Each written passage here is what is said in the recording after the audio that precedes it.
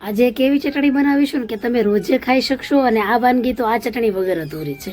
બહુ જ ટેસ્ટી અને એટલી જોરદાર બને છે કે શાક પણ નહીં હોય ને તો પણ તમારી રોટલી એમનેમ આ ચટણી સાથે ખવાઈ જશે, ખબર પણ નહીં પડે. ચાલો જોઈ લઈએ. તો જુઓ, અડધી વાટકી પ્રમાણે મેં ચણાની દાળ લીધી છે અને તેને આપણે ઉમેરી દેવાની છે એક મોટા બાઉલમાં.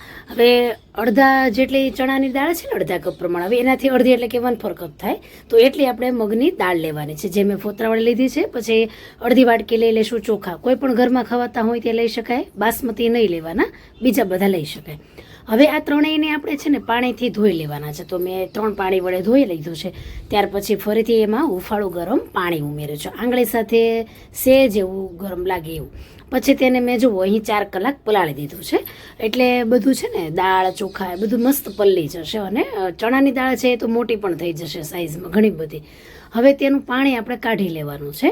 તો આ રીતે કાણાવાળી છાવણી લઈ લેશું એટલે બધું જ તેનું પાણી છે અલગ થઈ જશે. અને જો જે પાણી છે ને નીતરેલું, એને આપણે ફેંકવાનું નથી, એને પણ આપણે ઉપયોગ કરીશું. હવે તેમાંથી થોડું થોડું આપણે મિક્સર જારમાં ઉમેરતા જશું. નાના જારમાં લ્યો તો તમે થોડું ઉમેરી શકો, મોટું હોય તો વધારે ઉમેરી શકો. હવે 1 નાની ચમચી હળદર પાવડર અને મોટા ટેબલ સ્પૂન હોય આપણે શાક બનાવવાના, તો એ ટેબલ સ્પૂન પ્રમાણે મેં તેમાં પાણી ઉમેર્યું છે, 3 ટેબલ સ્પૂન પ્રમાણે. અથવા તમે જે પ્રમાણે મિક્સરમાં ઉમેરો છો એ પ્રમાણે પાણી ઉમેરવાનું છે અને એક બેટર બનાવવાનું છે. હવે આ બેટર છે ને તેને થોડુંક જાડું રાખવાનું. હવે જો બંનેનો કલર પણ તમને ચેન્જ દેખાય છે. તો પહેલી બેચ આપણે પીસીને એમાં હળદર ઉમેરી હતી, પછી બીજી બેચ મેં 2 પીસીને તેમાં મેં હળદર નથી ઉમેરી એટલે તે સફેદ દેખાય છે. હવે આ બધું બેટર છે ને તેને એક સરખું મિક્સ કરી લેવાનું છે. એટલે જો આ રીતે બેટર બની જશે. અને ત્યાર પછી આપણે તેની અંદર 1 ચમચી પ્રમાણે દહીં ઉમેરવાનું છે. અહીં મેં દહીં થોડુંક એવું ખાટું લીધું છે. કદાચ ખાટું ન હોય ને મોળું હશે ને તો પણ ચાલે છે. હવે આ દહીં છે ને તેને બધામાં એક સરખું મિક્સ નથી કરવાનું, મિક્સ તો કરવાનું છે પરંતુ થોડું થોડું ઉપર દેખાય ને એવી રીતે આપણે કરી દેવાનું છે. તો જો આ રીતે દહીં દેખાય છે, બસ આ રીતે જ મેં તેને મિક્સ કર્યું છે. હવે આપણે ઢાંકી દેશું અને 2 કલાક માટે તેને થોડી ગરમ એવી જગ્યા હોય ત્યાં મૂકી દેશું. તો 2 કલાક બેટરને થઈ જાય પછી આપણે તેને ખોલીને જોઈએ તો જો ઉપર પણ આપણને દહીંનો ભાગ થોડો થોડો સફેદ દોટ દેખાય છે. તો આ રીતે આપણું ખીરું છે ને એ જુઓ અત્યારે થોડીક એમાં ફર્મેન્ટેશન થઈ ગયું છે. જો તમે 5-6 કલાક રાખો તો ખીરામાં વધારે ફર્મેન્ટેશન થાય છે. તો બસ આ રીતે જ આપણે તેને 2 કલાક મૂકવાનું છે, કેમ કે આ નાસ્તો આપણે ઇન્સ્ટન્ટ બનાવવાનો છે એટલે બહુ એમાં ટાઈમ નથી આપણે જવા દેવાનો. હવે એક પ્લેટ છે તેને મેં જો તેલથી ગ્રીસ કરી છે.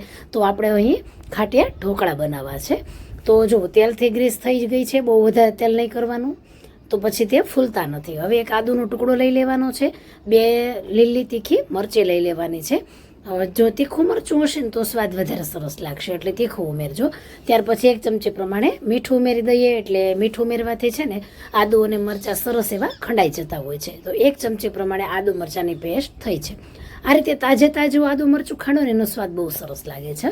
હવે ઈનો છે, તો અહીં તમે ખાવાનો સોડા ઉમેરવો હોય ને તો એક મોટી ચપટી ભરીને ઉમેરવાનો છે. તો સોડા ન ઉમેરવો હોય તો 1 ચમચી પ્રમાણે ઈનો ઉમેરી દેવાનું. હવે તેની ઉપર 1 ટેબલ સ્પૂન પ્રમાણે પાણી ઉમેરીએ એટલે કે ઈનો છે એ એક્ટિવ થઈ જશે. ત્યાર પછી બધું મિક્સ કરી લેશું. અને બેટરની કન્સિસ્ટન્સી તમે જુઓ આ પ્રમાણે છે, એકદમ પટલી નહીં કે એક જ ધારી ધાર થઈ જાય એવી રીતે નહીં, થોડું અટકીને પડવું જોઈએ, પરંતુ હોવી જોઈએ થોડી પાતળી. તો આ રીતે આપણે પ્લેટમાં એને ઉમેરી દીધું છે. પછી ઉપરથી સફેદ તલ ઉમેરી દેશું, લાલ મરચું પાવડર ઉમેરી દેશું. આ રીતે આપણે તેને સજાવટ કરી લેશું એટલે દેખાવ સરસ આવે છે. ત્યાર પછી હવે એક ટ્રીક આપું છું તમને કે જે આપણે સ્ટીમરનું ઢાંકણું હોય ને તો એની જો આ રીતે કપડાથી કવર કરવાનું. હવે કવર કરવાનું રીઝન એ છે કે ઢાંકણામાં બફાય એટલે વરાળ થાય. તો એ વરાળ છે ને ઘણીવાર નીચે પડતી હોય છે ઢોકળા ઉપર, એટલે ઢોકળા ઘણીવાર છે ને આપણને ઢીલા લાગે, ઉપરથી આમ પરફેક્ટ બાંધો કહીએ ને આપણે એવું ન આવે. એટલે આ ખાસ ટ્રીક કરજો અને પછી જોજો એનું રિઝલ્ટ કેટલું સરસ આવે. જો હવે છે ને તેને મેં 12 મિનિટ માટે સ્ટીમ કર્યા છે અને જો એકદમ ડ્રાય છે. જો સેજ પણ ઉપર પાણીનો ભાગ નથી દેખાતો. એટલે હંમેશા ઢાંકણને કપડાથી કવર કરીને ઢાંકો ને એટલે વરાળ પણ ન જાય અને એકદમ ડ્રાય પણ ઉપરની સપાટી રહે છે. એકદમ ડ્રાય મસ્ત બને છે અને સેજ જે ઢીલા કે ચીકણા નહીં લાગે. અને હવે જો ચપ્પુથી આપણે ચેક કરીએ તો જો એકદમ સરસ ચપ્પુ છે એ પણ ક્લીન આવ્યું છે. સેજે તેની સાથે બેટર જેવો ઢીલો ભાગ નથી આવ્યો. અને હવે જુઓ એકદમ થોડાક એવા ઠંડા કરી લેશું પછી જુઓ ને તો એકદમ ડ્રાય છે. અને સેજે ચિકાસ નહીં આવે. એનું કારણ છે કે આપણે તેને ઢાંક્યા હતા પ્રોપરલી કપડાથી કવર કરીને. હવે તેને કટ કરી લેશું. અહીં તમારે જેવડા નાના મોટા પીસીસ કરવા હોય એ પ્રમાણે તેને કટ કરી લેવાના છે. તો મેં જો થોડાક નાના એવા જ કટ કર્યા છે અને બહુ જ મસ્ત બન્યા છે ખાટિયા ઢોકળા. તમને મેં દહીં ખાટું વાપરવાનું કીધું હતું અને ઉપર જ તેને લગાવવાનું કીધું હતું. એનું કારણ એ હતું કે એમાં સરસ એવું ફર્મેન્ટેશન આવે છે અને ખાટા દહીંથી ખાટા પણ બને છે. જો મસ્ત એવી જાળી પડી છે અને સ્પોન્જી પણ એટલા સરસ થયા છે અને ફૂલ્યા પણ એટલા સરસ છે. તેની હાઈટ પણ તમે જોઈ શકો છો કેટલી સરસ બની છે અને એકદમ આમ દટ્ટા જેવા કહીએ ને આપણે, એકદમ સરસ આમ સ્પોન્જ હોય એવા મસ્ત બન્યા છે. તો આ રીતે જે મેં ટ્રીક આપી છે એ ફોલો કરજો. અને હવે જુઓ, લસણનો એક મોટો ગાંઠિયો લેવાનો કે એમાં 20 થી 25 કળીઓ છે અત્યારે, તો એ ખાવણીમાં ઉમેરી દેશું 1 ટેબલસ્પૂન પ્રમાણે. જો તીખી ખાવી હોય તો તીખું મરચું, અને નથી તીખી ખાવી તો પછી અડધું તીખું અને અડધું કશ્મીરી પણ ઉમેરી શકો. અડધી નાની ચમચી મીઠું અને તેને મેં ખાંડી લીધી છે. તો આપણે લસણની ચટણીની ફ્રેન્ડ્સ વાત કરતા હતા. જો લસણની ચટણી તમે ઢોકળા સાથે તો ખાવ જ છો, પરંતુ શાકની જેમ પણ ખાઈ શકો છો. અને આપણા ખાસ કરીને ગુજરાતીઓને તો બહુ મજા પડી જાય આ ચટણી હોય ને એટલે. તો તેની અંદર જો મેં 3 ચમચી પ્રમાણે થોડુંક નોર્મલી ગરમ હોય ને એવું પાણી ઉમેર્યું છે. બહુ ગરમ નહીં, થોડુંક નોર્મલી ગરમ. અને જુઓ આ રીતે તેને આપણે રાખીશું. તમે વધારે પતલી કરવા માંગતા હોય ને તો વધારે પણ થોડું પાણી ઉમેરી શકો છો. અને થોડુંક એવું એટલે કે 4 થી 5 દિવસ સાચવવી હોય તો તેનો વઘાર કરવાનો. અને ઇન્સ્ટન્ટ ખાવી હોય તો પછી તેની અંદર આ રીતે 1 ટેબલસ્પૂન પ્રમાણે તેલ ઉમેરી દેવાનું છે. તો જુઓ મસ્ત એવી અહીં લસણની ચટણી રેડી થઈ ગઈ છે. હવે જુઓ, એક વઘાર્યું નાનું પેન હોય ને તેમાં 2 ટેબલસ્પૂન પ્રમાણે તેલ ગરમ કરી અડધી નાની ચમચી પ્રમાણે હિંગ ઉમેરી દેવાની છે. અને 10 જેટલા લીમડાના પાન મેં ઝીણા ઝીણા સમાર્યા છે. તો લીમડો, હિંગ અને રાઈ તેનો ત્રણેયનો એટલી મસ્ત ફ્લેવર આવે છે. તો આ રીતે પણ લીમડો તમે ઝીણો ઝીણો સમારીને પણ વઘાર કરી શકો છો. અને અત્યારે લીલા ધાણા ચોમાસું છે ને તો મને મળ્યા ને એટલે મેં નથી ઉપરથી ઉમેર્યા.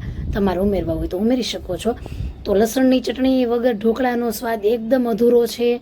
અને લીલી ચટણી, તો આ 2 ચટણી હોય ને ઢોકળા સાથે તો ખાવાની એટલી મજા પડી જાય છે. અને એમાં લાલ ચટણી હોય તો શાકની પણ ગરજ સારી. શાક ન હોય તો રોટલી સાથે પણ તમે ખાઈ જાઓ.